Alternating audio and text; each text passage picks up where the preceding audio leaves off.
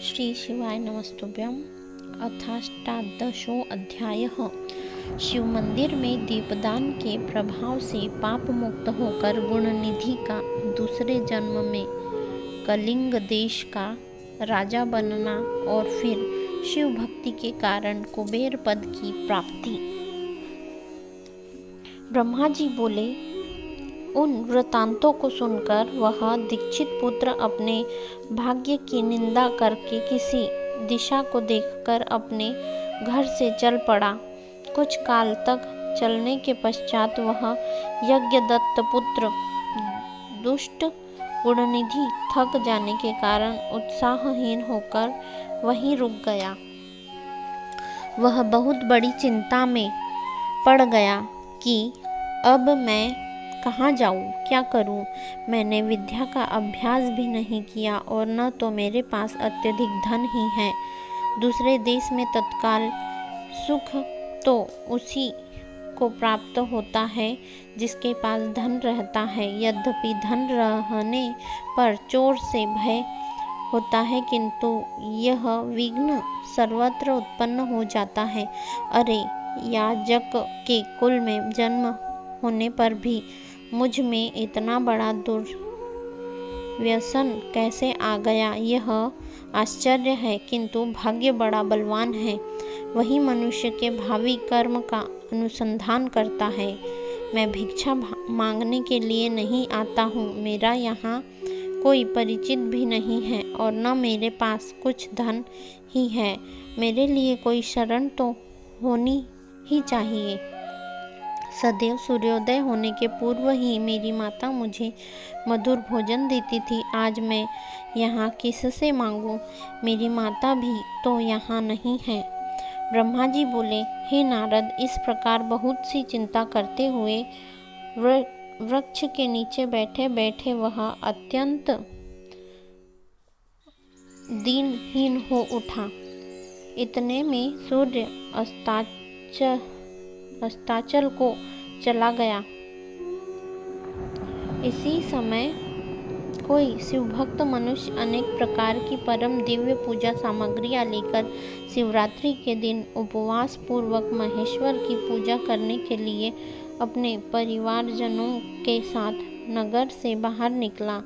शिवजी में रत चित्त वाले उस भक्त ने शिवालय में प्रवेश करके सावधान मन से यथोचित रूप से शंकर की पूजा की। भगवान शिव के लिए लगाए गए नैवेद्य के पकवानों की गंध को सूंघकर पिता के द्वारा परित्यक्त मात्रहीन तथा भूख से व्याकुल यज्ञदत्त का पुत्र वह ब्राह्मण गुणनिधि उसके पास पहुंचा। उसने सोचा कि ये सभी शिवभक्त जब रात्रि में सो जाएंगे तब मैं शिव पर चढ़ाए गए इस विविध नैवेद्य को भाग्यवश प्राप्त करूंगा। ऐसी आशा करके वह भगवान शंकर के द्वार पर बैठ गया और उस भक्त के द्वारा दी गई महापूजा को देखने लगा। भक्त लोग जिस समय भगवान शिव के सामने नृत्य गीत आदि करके सो गए, उसी समय वह नैवेद्य को लेने के लिए भगवान शिव के मंदिर में घुस गया। वहाँ पर जल रहे दीप के प्रकाश को मंद देखकर पकवानों को देखने के लिए अपने उत्तरीय वस्त्र को फाड़ करके बत्ती बनाकर दीपक को प्रकाशित कर यज्ञदत्त के उस पुत्र ने आदरपूर्वक शिव के लिए लगाए गए बहुत से पकवानों के नैवेद्य को एकाएक सहर्ष उठा लिया। इसके बाद उस पकवानों को लेकर शीघ्र ही बाहर जाते हुए उसके पैर के आघात से कोई सोया हुआ व्यक्ति जग उठा। शीघ्रता करने वाला यह कौन है, इसे पकड़ो। इस प्रकार भययुक्त ऊंची वाणी में वह व्यक्ति चिल्लाने लगा। भयवश वह ब्राह्मण जब भाग रहा था, उसी समय वहाँ पूर्व रक्षकों ने पहुंचकर उसे मारा, जिससे वह अंधा होकर तत्काल मर गया। हे मुने, यज्ञदत्त के उस पुत्र ने निश्चित शिव की ही कृपा से नैवेद्य को खा लिया था, न कि अपने भावी पुण्य फल के प्रभाव से। उसके पश्चात उस मरे हुए ब्राह्मण को यमलोक ले जाने के लिए पाश मुद्गर हाथ में लिए हुए यम के भयंकर दूत वहां आकर उसे बांधने लगे। इतने में छोटी छोटी घंटियों से युक्त आभूषण धारण किए हुए और हाथ में त्रिशूल से युक्त हो शिव के पार्षद दिव्य विमान लेकर उसे ले जाने के लिए आ गए। शिवगण बोले, हे यमराज के गणों, इस परम धार्मिक ब्राह्मणों को छोड़ दो।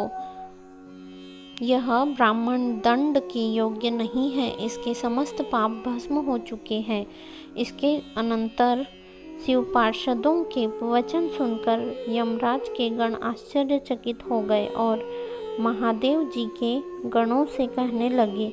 शंभु के गणों को देखकर डरे हुए तथा प्रणाम करते हुए यमराज के दूतों ने इस प्रकार कहा कि हे गणों, यह ब्राह्मण तो दुराचारी था। यमगण बोले, कुल की मर्यादा का उल्लंघन करके यह माता पिता की आज्ञा से परान्मुख, सत्य सोच से परिभ्रष्ट और संध्या तथा स्नान से रहित था।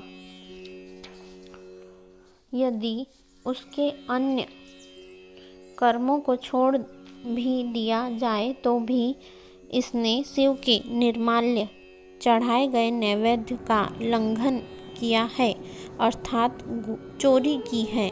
इसके इस हेय कर्म को आप सब स्वयं देख लें। आप जैसे लोगों के लिए यह स्पर्श के योग्य भी नहीं है। जो शिव निर्माल्य को खाने वाले, शिव निर्माल्य की चोरी करने वाले और शिव निर्माल्य को देने वाले हैं, उनका स्पर्श अवश्य ही पाप कारक होता है। विष को जानबूझकर पी लेना श्रेयस्कर है और अछूत का स्पर्श कर लेना भी अति उत्तम है, किंतु कंठगत प्राण होने पर भी शिव निर्माल्य का सेवन उचित नहीं है। धर्म के विषय में आप सब जिस प्रकार प्रमाण है, वैसे हम लोग नहीं हैं। हे शिवगण, सुनिए, यदि इसमें धर्म का लेश मात्र भी हो तो हम सब उसे सुनना चाहते हैं। यम के दूतों की इस बात को सुनकर शिव के पार्षद भगवान शिव के चरण कमल का स्मरण करके कहने लगे। शिव के सेवक बोले, हे यम किंकरों, जो सूक्ष्म शिव धर्म है, जिन्हें सूक्ष्म दृष्टि वाले ही जान सकते हैं, उन्हें आपस दृश्य स्थूल दृष्टि वाले कैसे जान सकते हैं। हे यमदूतों, पाप रहित इस यज्ञदत्त पुत्र ने यहाँ पर जो पुण्य कर्म किया है, उसे सावधान होकर सुनो। इससे शिवलिंग के शिखर पर पड़ रही दीपक की छाया को दूर किया और अपने उत्तरीय वस्त्रों को फाड़कर इसने उससे दीपक की वर्तिका बनाई और फिर उससे दीपक को पुनः जलाकर उस रात्रि में शिव के लिए प्रकाश किया। हे किंकरों, इसने उस कर्म के अतिरिक्त अन्य भी पुण्य कर्म किया है। शिव पूजा के प्रसंग में इसने शिव के नामों का श्रवण किया और स्वयं उनके नामों का उच्चारण भी किया है। भक्त के द्वारा विधिवत की जा रही पूजा को इसने उपवास रखकर बड़े ही मनोयोग से देखा है। अंततः इन पुण्यों के प्रभाव से यह आज ही हम लोगों के लिए शिवलोक को जाएगा। वहाँ शिव का अनुगामी बनकर यह कुछ समय तक उत्तम भोगों का उपभोग करेगा। तत्पश्चात अपने पाप रूपी मैल को धोकर यह कलिंग देश का राजा बनेगा, क्योंकि यह श्रेष्ठ ब्राह्मण निश्चित ही शिव का प्रिय हो गया है। हे यमदूतों, अब उसके विषय में कुछ कहने की आवश्यकता नहीं है। तुम लोग जैसे आए हो वैसे ही अति प्रसन्न मन से अपने लोक को चले जाओ। ब्रह्मा जी बोले, हे मुनीश्वर, उनके वाक्यों को सुनकर परान्मुख हुए समस्त यमदूत अपने लोकों को लौट गए हैं। हे मुने, गणों ने यमराज से गुणनिधि के उस संपूर्ण वृत्तांत का निवेदन किया और शिवदूतों ने उनसे जो कहा था वह समाचार आरंभ से उन्हें सुना दिया। धर्मराज बोले, हे गणों, तुम सब सावधान होकर मेरे इस वाक्य को सुनो। जैसा आदेश दे रहा हूँ वैसा ही प्रेम पूर्वक तुम लोग करो। हे गणों, इस संसार में जो श्वेत भस्म से त्रिपुंड धारण करते हैं उन सभी को छोड़ देना और यहाँ पर कभी मत लाना। हे गणों, जो श्वेत भस्म से शरीर में उद्दोलन करते हैं उन सबको तुम लोग छोड़ देना और यहाँ कभी मत लाना। इस संसार में जिस किसी भी कारण से जो शिव का वेश धारण करने वाले हैं उन सभी लोगों को भी छोड़ देना और यहाँ कभी मत लाना। इस जगत में जो रुद्राक्ष धारण करने वाले हैं या सिर पर जटा धारण करते हैं उन सबको तुम लोग छोड़ देना और यहाँ कभी मत लाना। जिन लोगों ने जीविका के निमित्त ही शिव का वेश धारण किया है उन सबको भी छोड़ देना और यहाँ कभी मत लाना। जिन्होंने दंभ या छल प्रपंच के कारण ही शिव का वेश धारण किया है उन सबको भी तुम लोग छोड़ देना और यहाँ कभी मत लाना। इस प्रकार उन यमराज ने अपने सेवकों को आज्ञा दी, जिसको सुनकर उन लोगों ने कहा कि जैसी आपकी आज्ञा वैसा ही होगा। ऐसा कहकर वे मंद मंद हंसते हुए चुप हो गए। ब्रह्मा जी बोले, इस प्रकार शिव पार्षदों ने यमदूतों से उस ब्राह्मण को छुड़ाया और वह पवित्र मन से युक्त होकर शीघ्र ही उन शिवगणों के साथ शिवलोक को चला गया। वहाँ पर सभी सुख भोगों का उपभोग करके तथा भगवान सदाशिव एवं पार्वती की सेवा करके वह दूसरे जन्म में कलिंग देश के राजा अरिंदम का पुत्र हुआ। उस शिव सेवा परायण बालक का नाम दम हुआ। बालक होते हुए भी वह अन्य शिशुओं के साथ शिव भक्ति करने लगा। क्रमशः उसने युवावस्था प्राप्त की और पिता के परलोक गमन के पश्चात उसे राज्य भी प्राप्त हुआ। उसने प्रेम पूर्वक अनेक शिव धर्मों को प्रारंभ किया। हे ब्राह्मण, दुष्टों का दमन करने वाला वह राजा दम शिवालयों में दीपदान के अतिरिक्त अन्य कोई धर्म नहीं मानता था। उसने सभी ग्राम और जनपद प्रमुखों को बुला करके यह आदेश दिया कि तुम लोगों को शिवालयों में दीप प्रज्वलन की व्यवस्था करनी है। यदि किसी के क्षेत्र में ऐसा नहीं हुआ तो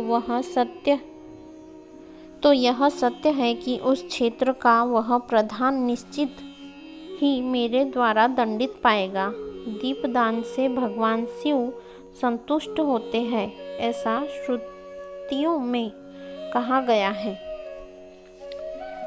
जिसके जिसके गांव के चारों ओर जितने भी शिवालय हो वहाँ सदैव बिना कोई विचार किए ही दीपक जलाना चाहिए।